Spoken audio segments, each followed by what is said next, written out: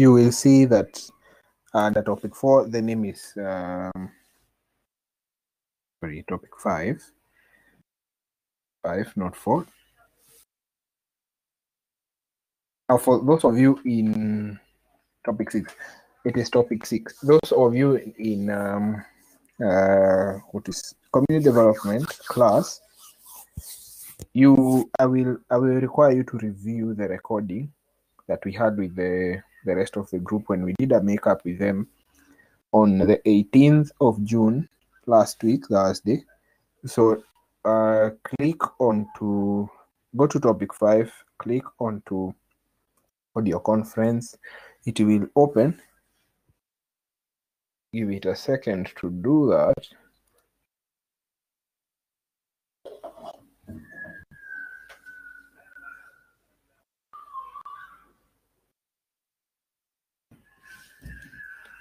Right, it's opening now. So when it opens, there is a recording. This recording, it's a few minutes. Listen to it.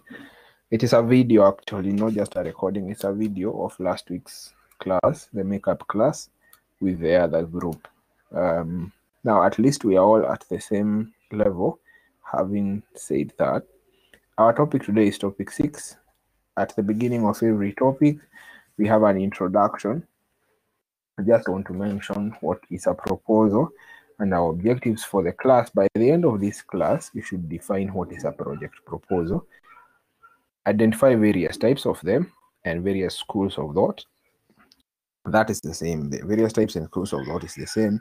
The key components of a project proposal that you would write to request for funding, the key guidelines, and maybe at the end try and develop your own. We have research topics, we have the notes, you can download them, a discussion forum question that you should attempt, and then an audio conference. I have added this.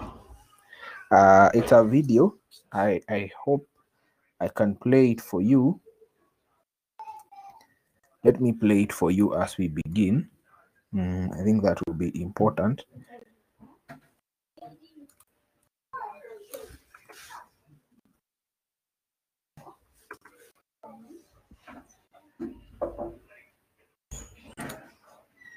And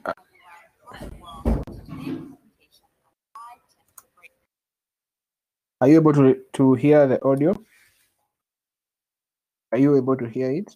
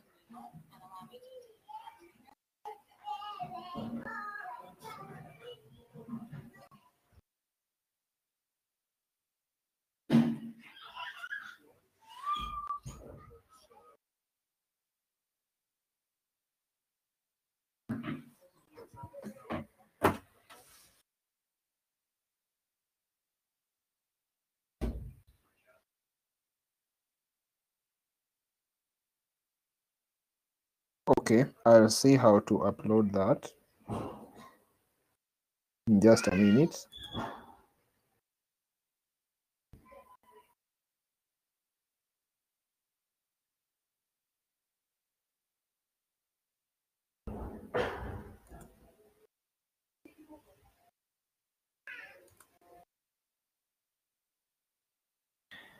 You don't need the link, Hussein. The video is already uploaded for you.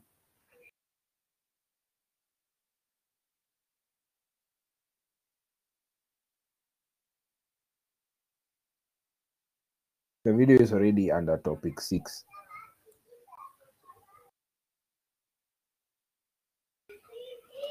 I don't want you to listen to it now, but I'd just like to mention, to highlight quickly the key parts of that of that video, and which are basically the key parts of our class today. They are as follows. Now, a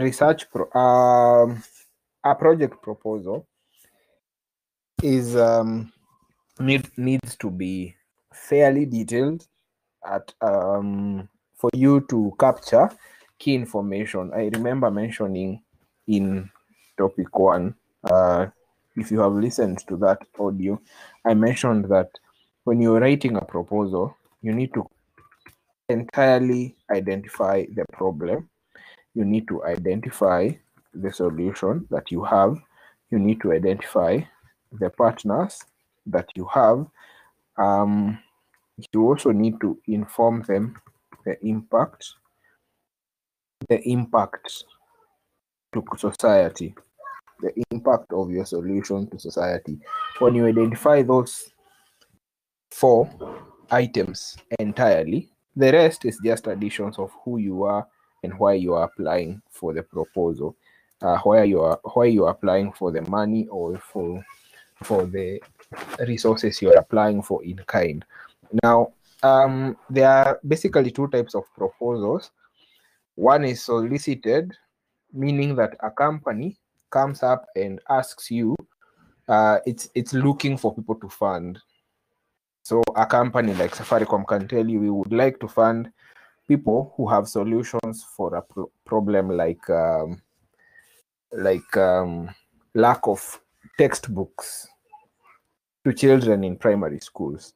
So that is solicited. They actually come and ask you. We have unsolicited, where you just write a proposal and apply to a company which you know can assist you with the money, or with the resource that you're looking for, but they have not asked you to apply.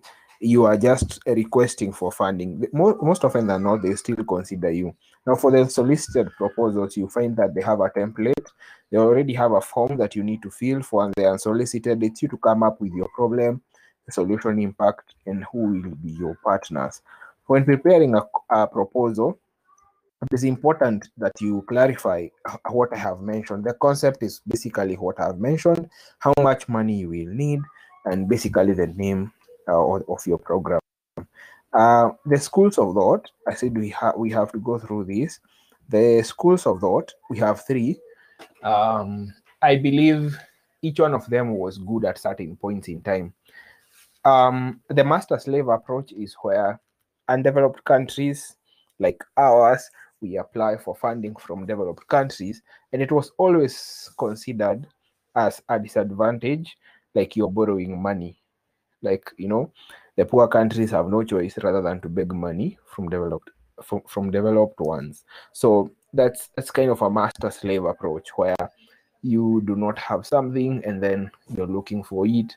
I don't think that is the right approach when you're writing your proposals. The second approach is a rights approach, where the person asking for the money, they feel as if it's their right to be given the money. I don't think it's also the right approach at this time also. However, it is created by, you're asking, more often than not, you're asking money from developed countries or from institutions that already have them. And so you will find that most people will feel like it's their right, hence the name rights approach. The third approach is what I would like you to use more often than not, because in our last week's class, we said that most NGOs actually nowadays require you to have partners. And the people you're asking money from are actually partners, because nowadays they offer you more than the funding, more than the money. They offer you even the expertise. They can offer to train you. They will offer you a lot. So partnership approach is good, because the different countries, the funder and the person being funded. And I choose to use the word person because a person can represent an individual and a company. Those two, they see each other as equals. They are usually equals. More often than not, they are equals. Now, our format, we come to the format. As I mentioned, other than the problem, solution, partnership, and the impact, the rest are just additions.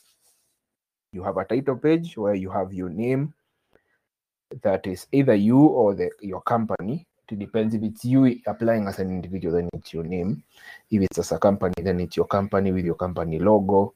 Of course, you will have your address.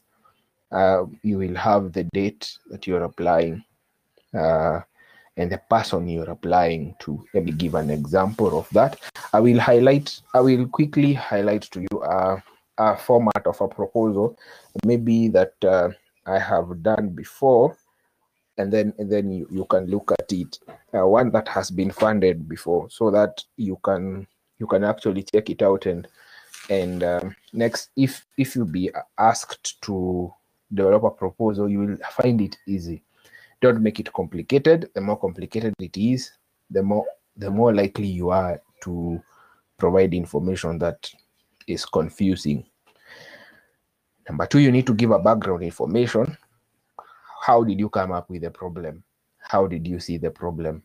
In this case, you are allowed to go personal. You can even say that, for example, at one point, maybe you want to solve crime in your society. Maybe at one point you are mugged, or at one point your family was mugged.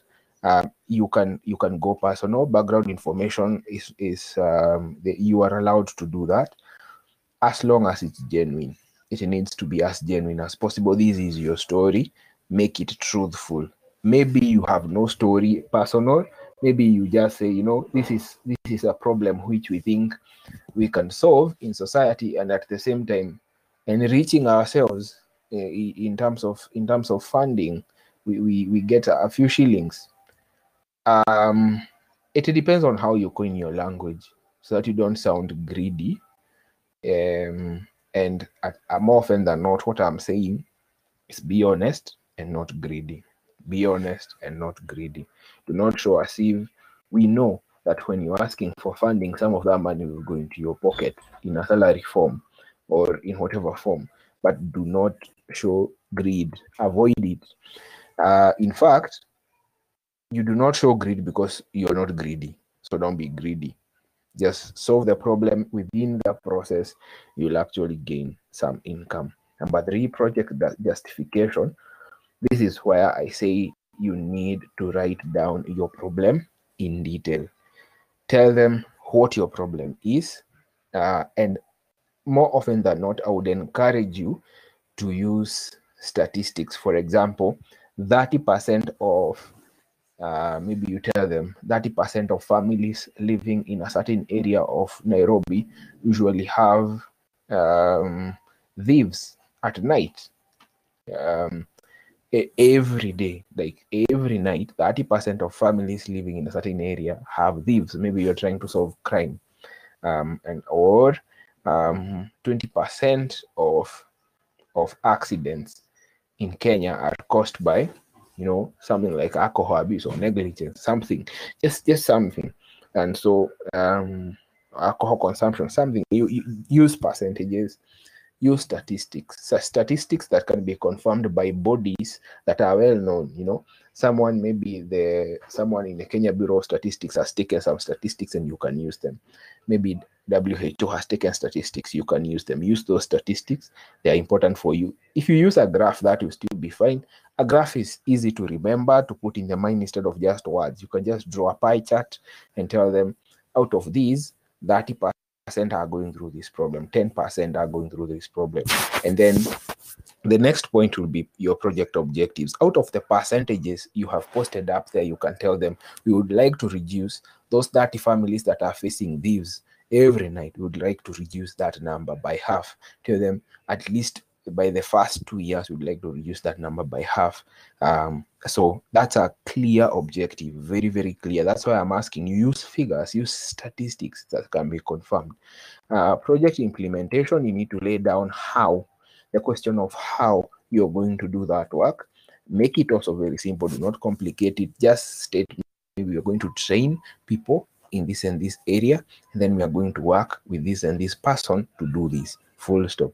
Very easy. Don't complicate it. The implementing organization,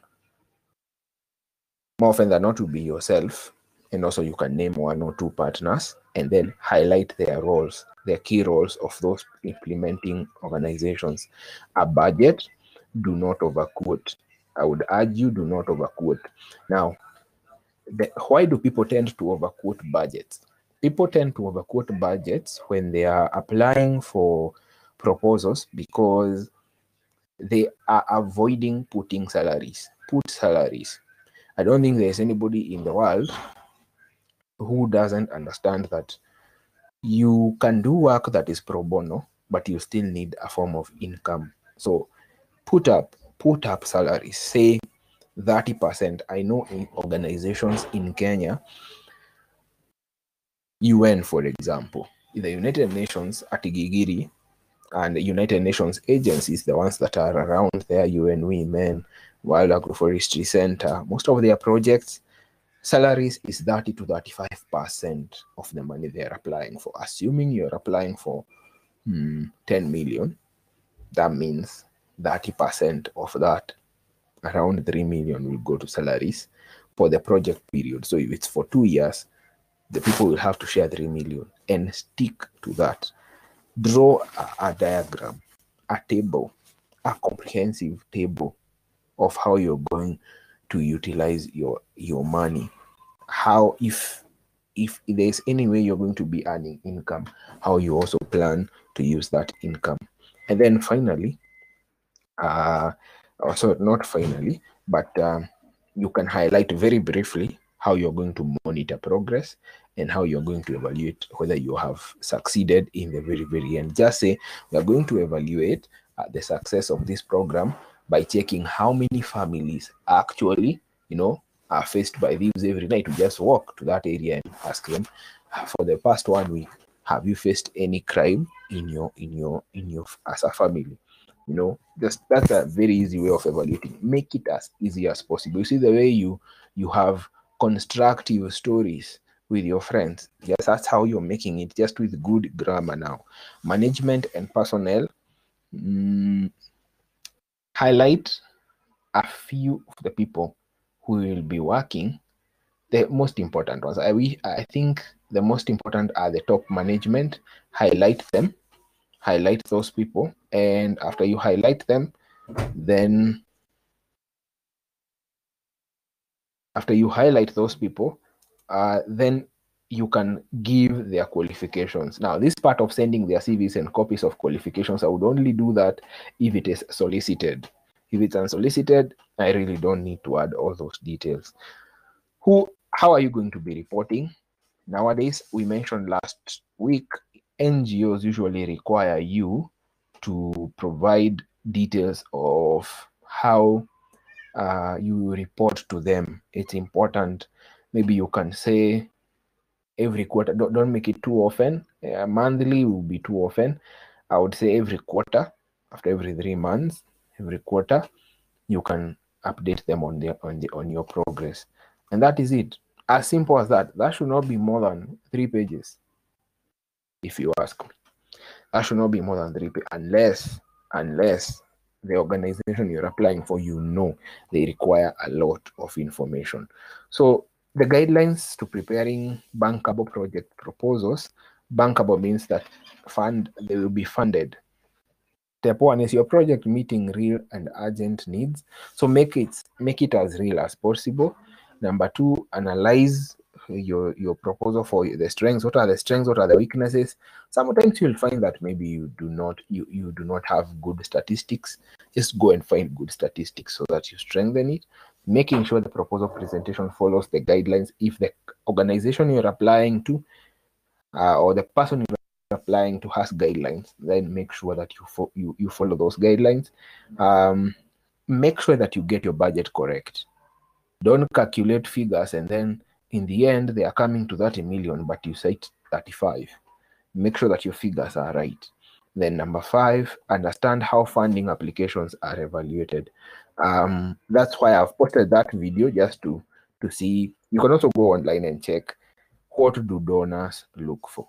What do donors look for? I want to make it as easy as that. I believe I have answered the 4 questions that we had at the beginning.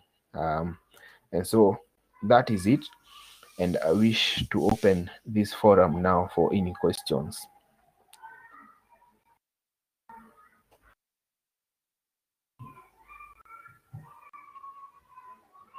The forum is open.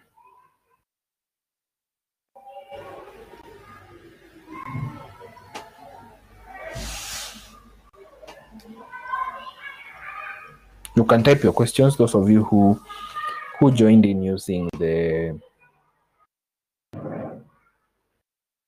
audios, you can ask your questions.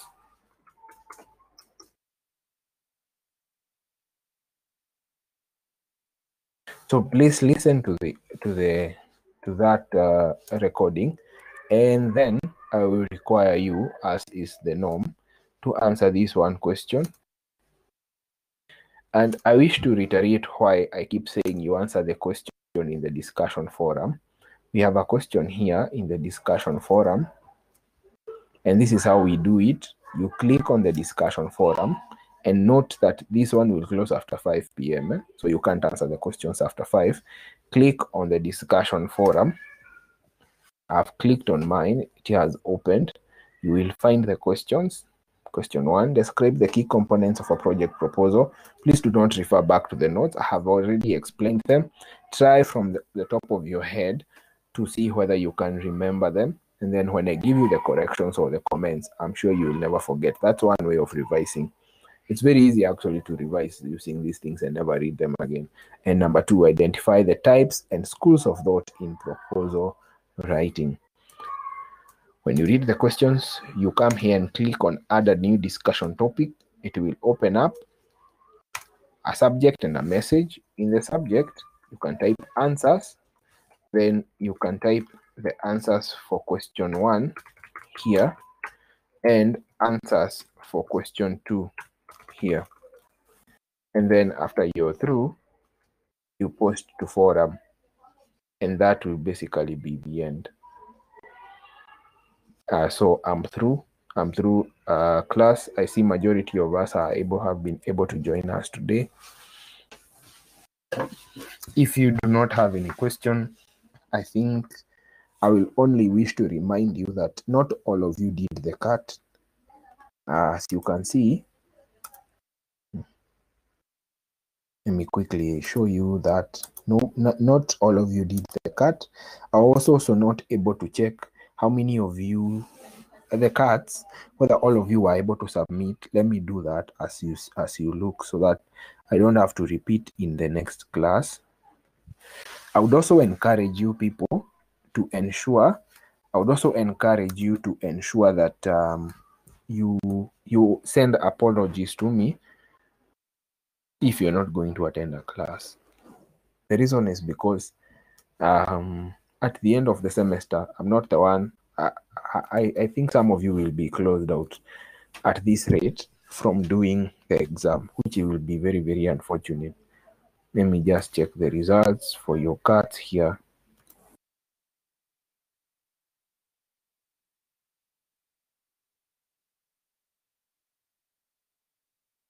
So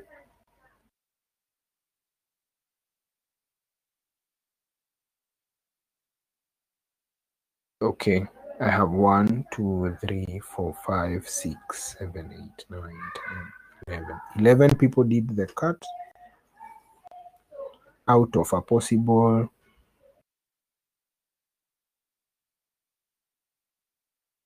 14.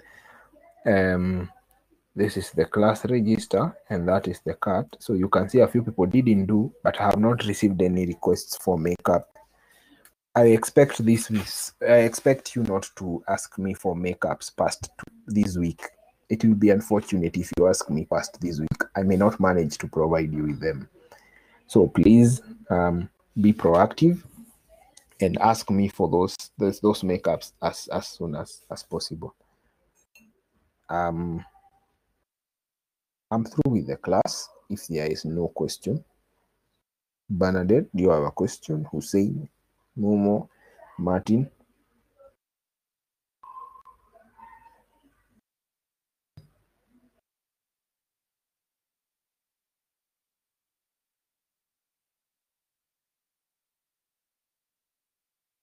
Okay.